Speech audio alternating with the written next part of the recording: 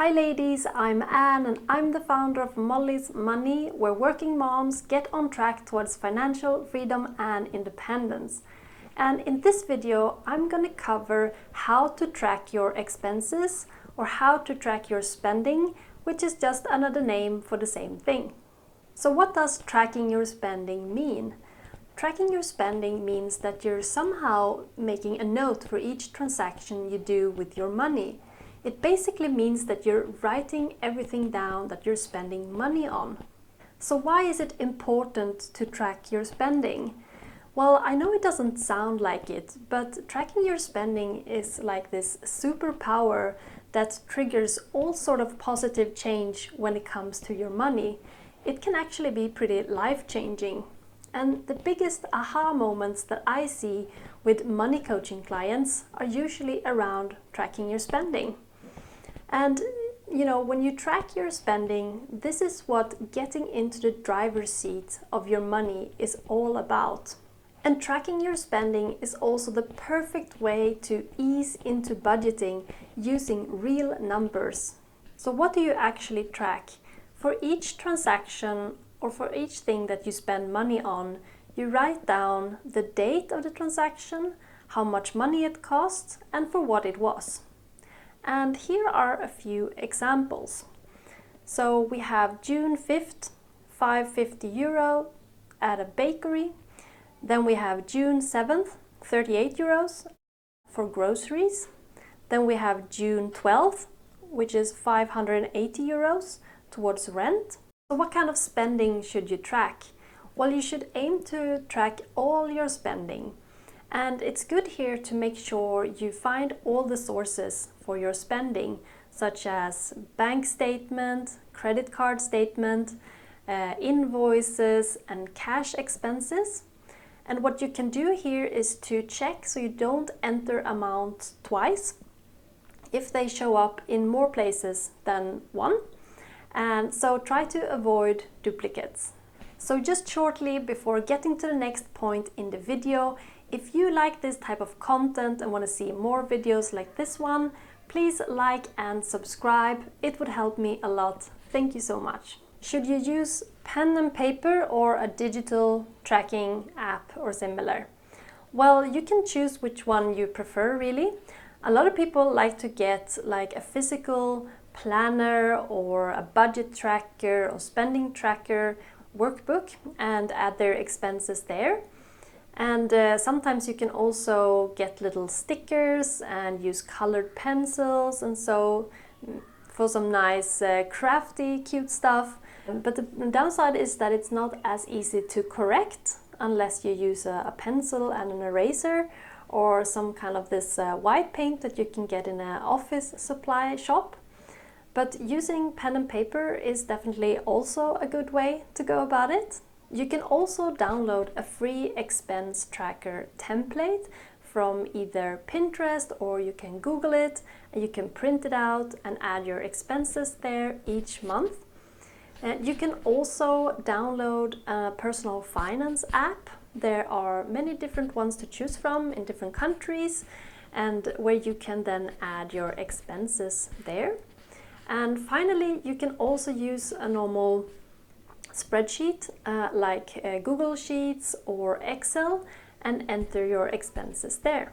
You can also combine having an app or a small physical notebook during the day where you record the expenses after they happen and then at night you enter them into a tracking sheet like Google Sheets. And this is what I do and this is the base for my budget. And here I just want to say shortly that you're doing a great job. I know this can be really dry and boring in the beginning and you're wondering, why should I ever do this? But let me tell you, it can be so amazing and you might even grow into loving it and embracing, becoming a money nerd, which I am, and I'm a proud one as well. So I hope you can keep on going and yeah, let's get to the next topic. I enter my numbers from the expense tracking directly into my budget document, and that way I have everything in one place. But if you haven't yet started to do budgeting, You can also just use a spending tracker template to start with. And I've added a link to the one I normally share with my money coaching clients in the description below. Here you can see how I enter the amounts into the spending tracking list, and I'll talk about the categories in a moment. And as you can see, I add the new amount to the already existing amount in that cell. And you can just copy the original amount in the cell, then write an equal sign, then paste the number and add a plus sign, and then finally the new amount that you're tracking. And then press enter and voila, you have tracked the expense in the right category.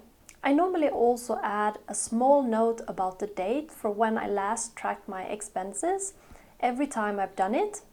And this is helpful if you sometimes go more than a day or two without buying something. And that way you know exactly until when you've tracked your expenses. So what about categories?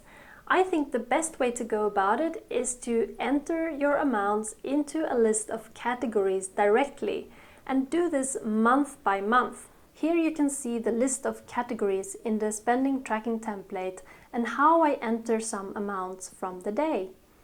These numbers and categories that you see are just examples, and you can change and edit everything however you like so that it suits you.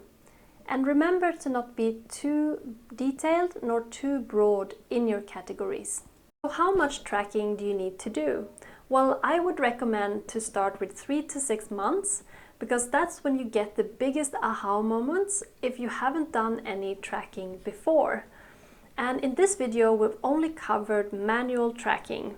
When you're more advanced, you can do automized tracking, which is not as time consuming. And basically, you want to always know your numbers as long as you have financial goals. An important thing to mention here is to make sure to give yourself at least 3 months to get into it. It's very easy in the beginning to forget to track something, and it doesn't matter if it's 100% perfect. The most important thing is that you keep going and keep learning. Another thing to remember also is that it's a lot easier to do a little bit of tracking every day than a bigger amount of tracking, let's say after 2 weeks or at the end of the month. If you save up the work and plan to do it at a later stage, chances are that you get overwhelmed and procrastinate on it. If you find it hard to even start tracking or sticking with it, work on your money mindset first and watch some of my other videos on these topics. Thank you so much for watching. Please remember to like and subscribe for more videos like this one. Take care and I see you soon. Bye!